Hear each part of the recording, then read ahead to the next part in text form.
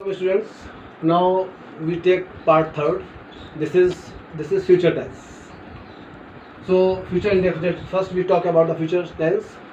तो सबसे पहले हम देखते हैं इसमें कि future tense कहते हैं किसको। फ्यूचर टेंस आगे आने वाले समय को कहते हैं। जैसे टुमारो है, आगे आने वाला समय 10 साल बाद 20 साल बाद वाला समय, वो सब फ्यूचर टेंस कहलाएगा। तो फ्यूचर टेंस इसमें हम हेल्पिंग वर्ब का यूज़ करते हैं। हेल्पिंग वर्ब विल और शैल। क्या करते हैं? विल और शैल। विल और शैल, विल और शैल कहाँ का यूज़ होता है? शैल को हम आई और वी के साथ यूज़ करते हैं, ठीक है, और बाकी सब के साथ हम विल का यूज़ करते हैं। इतनी बात समझ में आ गई? छोटी सी बात है। शैल का यूज़ हमेशा आई और वी के साथ और बाकी सबका हम विल के साथ यूज़ करते हैं। अब हम सबसे पहले देखते हैं इसकी फॉर्मेशन। फॉर्मेशन सिंपल सेंटेंस की क्या होती है? सब सब्जेक्ट लगाते हैं, विल और शैल लगाते हैं, first form of the verb लगाते हैं, देन ऑब्जेक्ट लगाते हैं। राम विल, अब देखिए राम के साथ मैंने विल लगाया है, ठीक है, क्योंकि आई और वी तो है नहीं यहाँ पर, सबके साथ विल लगाना है। राम विल और first form of the verb Ram will write a letter. Ram will write a letter, simple.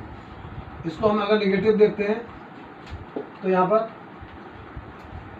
Subject लगा दिया, विल और शैल लगा दिया, उसमें नॉट जोड़ दिया, फिर first form of the verb लगा दिया, देन ऑब्जेक्ट जोड़ दिया कि Ram will not write a letter. Ram will not write a letter, ये निगेटिव हो गया। इसी को इंटरोगेटिव बनाना है हमें। इंटरोगेटिव बनाने के लिए विल और शैल को सबसे पहले रख देते हैं हेल्पिंग वर्ब को। तो विल राम, देखिए Ram will write a letter, इसको विल को यहाँ इस विल को हटा कर यहाँ लिख देते हैं, बाकी सेंटेंस वैसे ही वैसे रहने, तो ये इंटरगेटिव सेंटेंस बन जाता है। तो will Ram write a letter. तो सिंपल, सिंपल, नेगेटिव और इंटरगेटिव, ठीक है। अब इसका कोई एक एग्जाम्पल ले लेते हैं। जैसे एग्जाम्पल तो ये हो गया, 1 2 3 सब एग्जाम्पल हो गया, ठीक है। ये फ्यूचर इंडेफिनिट टेंस हो गया आपका। अब now students, this is future, future continuous. इसमें भी आईएनजी आता है। जैसे प्रेजेंट में आ रहा है आईएनजी, प्रेजेंट कंटिन्यूअस में, पास्ट में, ऐसे इसमें आईएनजी आएगा। और हेल्पिंग वर्ब इसमें विल और शैल लगानी है हमको। जैसे फॉर्मेशन देख लेते हैं इसमें। फॉर्मेशन सिंपल की फॉर्मेशन क्या है कि सब्जेक्ट प्लस विल बी और शैल, विल बी और shall be, subject plus will be shall be, first form of the verb ING plus object, वही उन्हीं को बुला लाएंगे, राम जी को। फिर राम जी आगे राम, राम, अब राम विल लगाना है, राम विल और बी, राम विल बी, देखिए इसमें बी जोड़ दिया, Ram will be writing a letter, ठीक है। राम विल बी, तो यहाँ पर क्या जोड़ा हमने? बी जोड़ दिया और यहाँ पर आईएनजी जोड़ दिया। Ram will write a letter, तो राम विल के साथ बी जोड़ दिया और आई जोड़ दिया, तो ये हमारा कॉन्टिन्यूअस बन गया, ठीक है। तो सिंपल के बाद हम ले लेते हैं इसमें निगेटिव। निगेटिव में क्या लगाते हैं? नॉट लगाते हैं। तो Ram will not be, will और बी के बीच में not, Ram will not be writing a letter, same वैसा वैसे कर देना आपको। इसके बाद इंटरोगेटिव देखिए। इंटरोगेटिव में राम विल बी राइटिंग, तो will Ram be, will Ram be writing a letter, इस तरह से। ये आपका हो गया फॉर्मेशन आपकी फ्यूचर और कंटिन्यूअस की हो गई, ठीक है।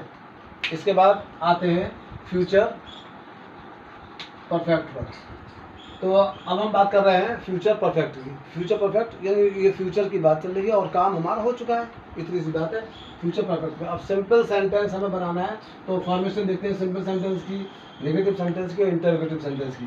तो सिंपल सेंटेंस की जो फॉर्मेशन है, इसमें क्या लगाना है आपको, सब्जेक्ट। देखिए सिंपल जब बना रहे हैं तो सब्जेक्ट पहले रखना ही है आपको, ठीक है। और नेगेटिव बनाना है, वहाँ भी आपको सब्जेक्ट रखना है पहले। तो सब्जेक्ट लिख दिया आपने, सब्जेक्ट सिंपल में लिख दिया। सब्जेक्ट के बाद में यहाँ पर विल या शैल प्लस हैव, ठीक है। फिर यहाँ पर थर्ड फॉर्म। अब देखिए थर्ड फॉर्म आपने परफेक्ट में, सभी परफेक्ट में लिखते चले आए। तो विल हैव रिटन, ठीक है। तो यहाँ पर लिख दिया Ram will have written a letter, Ram will have written a letter, ठीक है। ऐसे नेगेटिव बनाना है तो subject plus will shall plus not plus have, बाकी वैसा वैसा, ठीक है। Ram will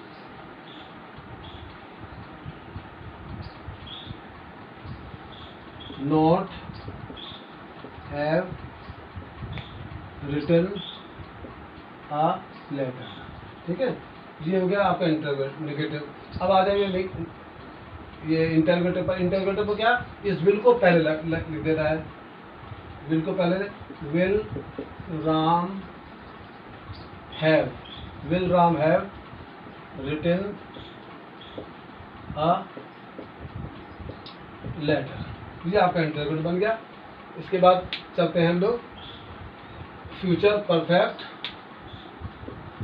continuous. Future perfect continuous में क्या करते हैं, फॉर्मेशन देखिए, सब्जेक्ट लिख देते हैं राम, सब्जेक्ट, फिर शैल और विल, इसमें से एक लिख देंगे, हैव और been plus first form of the verb plus ING plus since और फॉर लगा दीजिए यहाँ पे और टाइम लगा दीजिए। जैसे अब वही फिर राम को ले लेते हैं।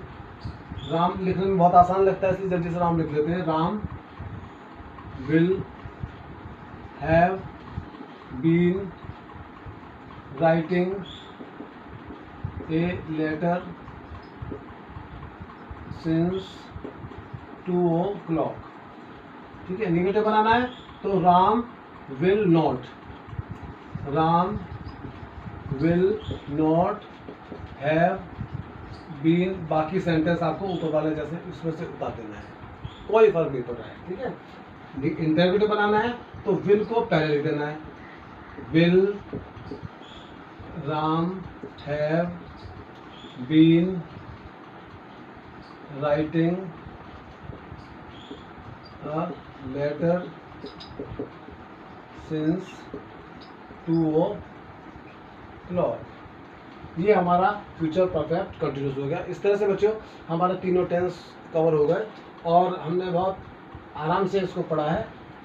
लेकिन एक शर्त है, आप इसको बार बार इसको रिवाइज ज़रूर करें और पहचानें। जब भी आप कहीं जाते आते हैं तो आप कोई भी सेंटेंस बोलिए और अपने मन में सोचिए कि ये मैंने कौन सा टेंस का यूज़ किया है यहाँ पर, ठीक है। मेरे पापा आ रहे हैं, अरे मेरे पापा आ रहे हैं, ये कौन से टेंस की बात है, आपको अंदर से पहचानना है। मैं कल नहीं जाऊँगा स्कूल, कौन सा टेंस है। तो इस तरह से टेंस को आप पहचानते रहेंगे, बताते रहेंगे, ठीक है। और इस तरह से ये कंप्लीट हुआ। थैंक यू बेटा।